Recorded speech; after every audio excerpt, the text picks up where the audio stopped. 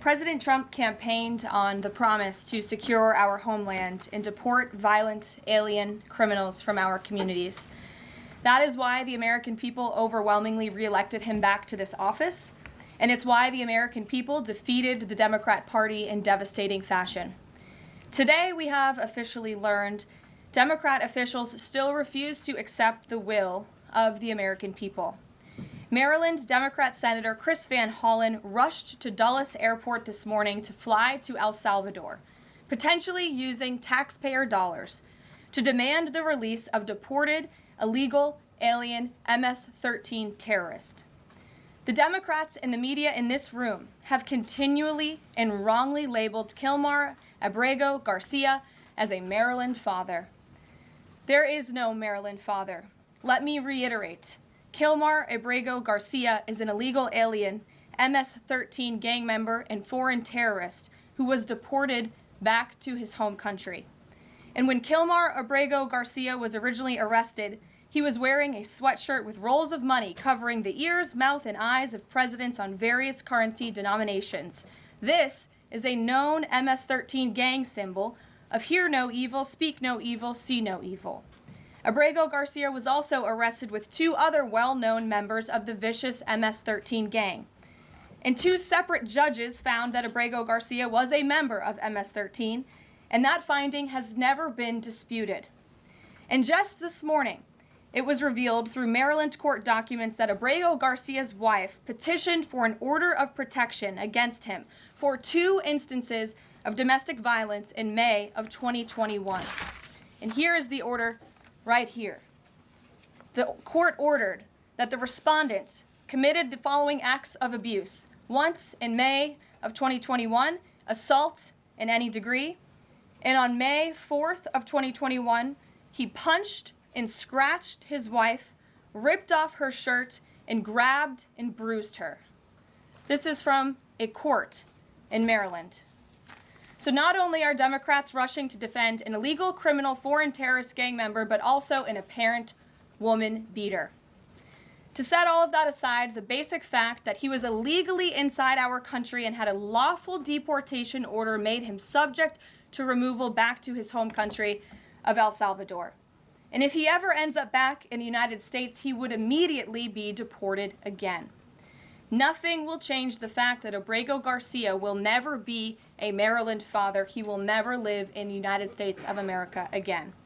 And the United States Supreme Court ruled unanimously that the President of the United States and the Secretary of State could not be compelled to forcibly retrieve this citizen of El Salvador who is currently locked up in a maximum security prison in his home country due to his MS-13 membership. To remind the media and the Democrat Party, MS-13 are among the most vicious and dangerous individuals in this world. They pose a direct threat to the United States, El Salvador, and any other country who maintains basic law and order. MS-13 rapes innocent girls and women, runs sex trafficking operations, murders for sport, and terrorizes law-abiding people. That's why El Salvador President Bukele made it clear this week that he will not be releasing this MS-13 gang member from his prison. But that is not enough. All of that is not enough to stop the Democrat Party from their lies. The number one issue they are focused on right now is bringing back this illegal alien terrorist to America. But where are the Democrats applauding the fact that southern border crossings just hit a historic low? Where are the Democrats supporting our brave men and women of law enforcement who are putting their lives on the line every single day to arrest the violent illegal alien invaders that the previous administration allowed into our country? And where are the Democrats when innocent Americans are victimized by illegal criminals that Joe Biden let in? It's appalling and sad that Senator Van Hollen and the Democrats applauding his trip to El Salvador today are incapable of having any shred of common sense or empathy for their own constituents and our citizens.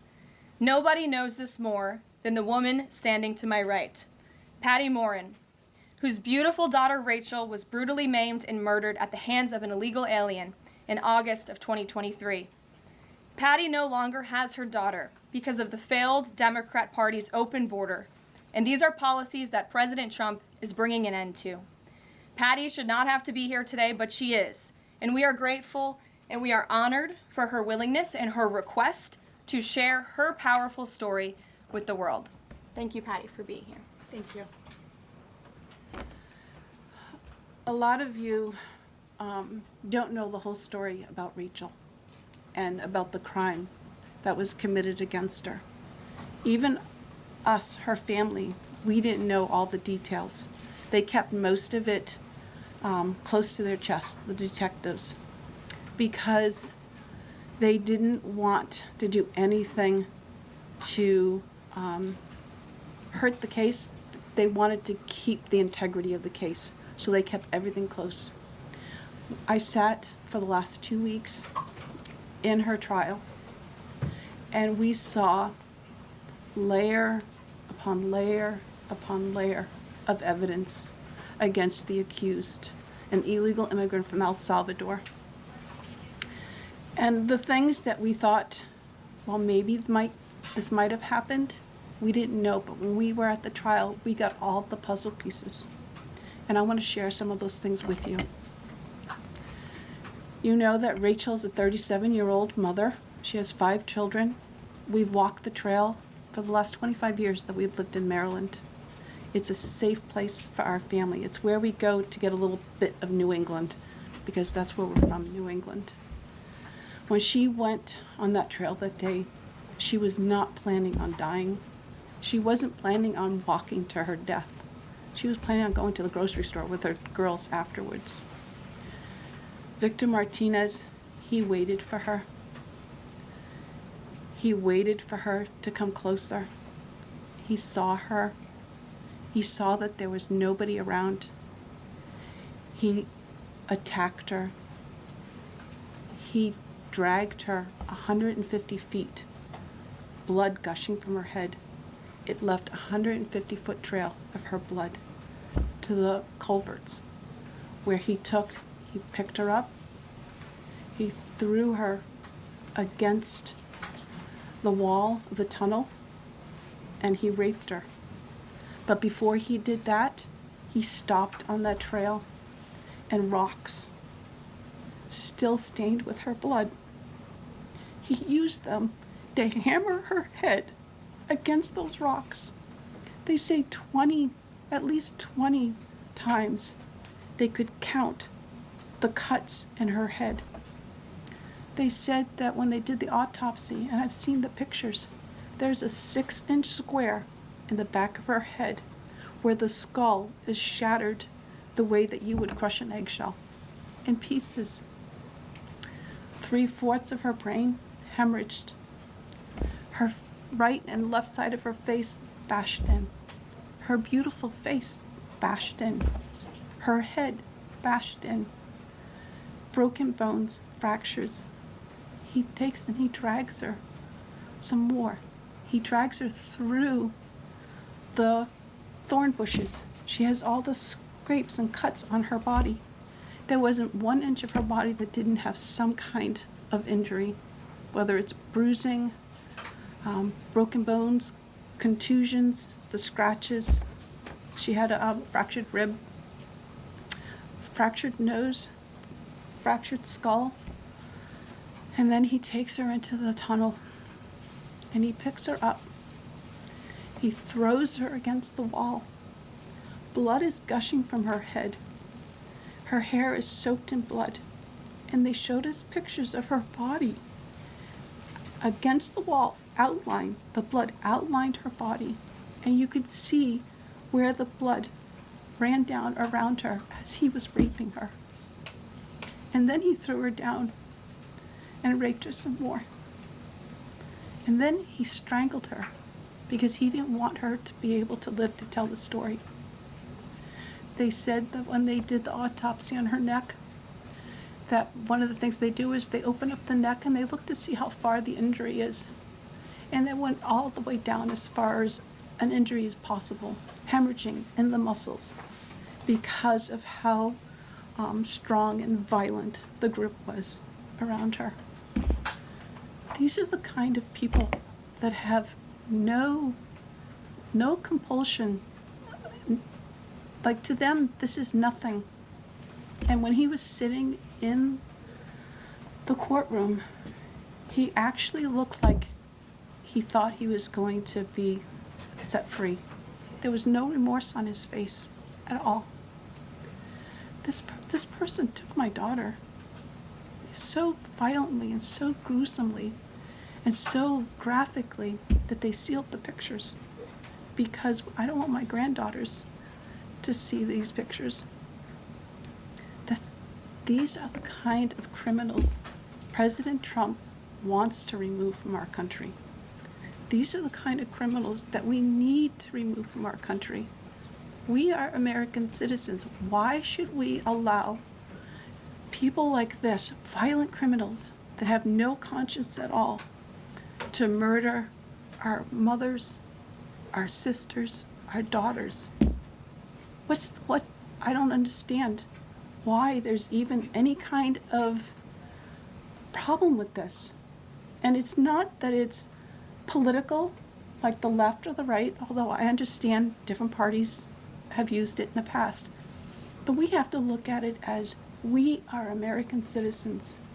We need to protect our families, our borders, our children. I don't care about politics. Well, I do, but I want to preserve life.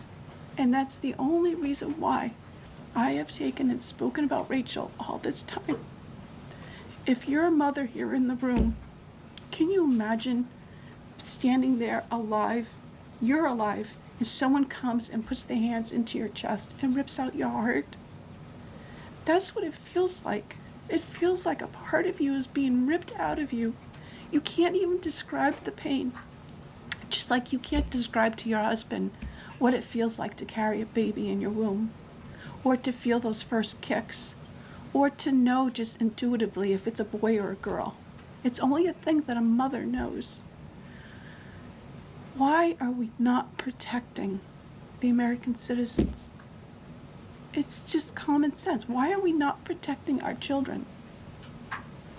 And to have a senator from Maryland who didn't even acknowledge or barely acknowledged my daughter and the brutal death that she endured, leaving her 5 children without a mother and now a grandbaby without a grandmother, so that he can use my taxpayer money to fly to El Salvador to bring back someone that's not even an American citizen.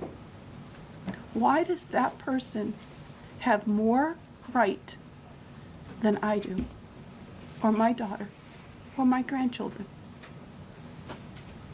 I don't understand this. Thank you. Thank you, Patty. Thank you. And I just want to say that as a mother and as an American citizen, the president and our entire team, and I hope people in this room are grateful for your willingness to come here and your request to share your daughter's story. And I think the country hears you loud and clear. So thank you. Does anyone have any questions for Patty or for me? No? I have a question. No? Anybody? Okay. We'll see you all later. The president will be at his dinner later this evening. Thank you. Thank you for being here, Ms. Moore. I really appreciate you. Thank you. Thank you. Please, Thank you. So sorry for your loss. thank you. Please tell the truth. Exactly. Tell the truth. Yeah. Tell like how violent it really is. This is about protecting our children. It's more than just politics or votes or just anything. It's about national security, protecting Americans, protecting our children. Thank you. And thank you for listening. God bless you. Thank you.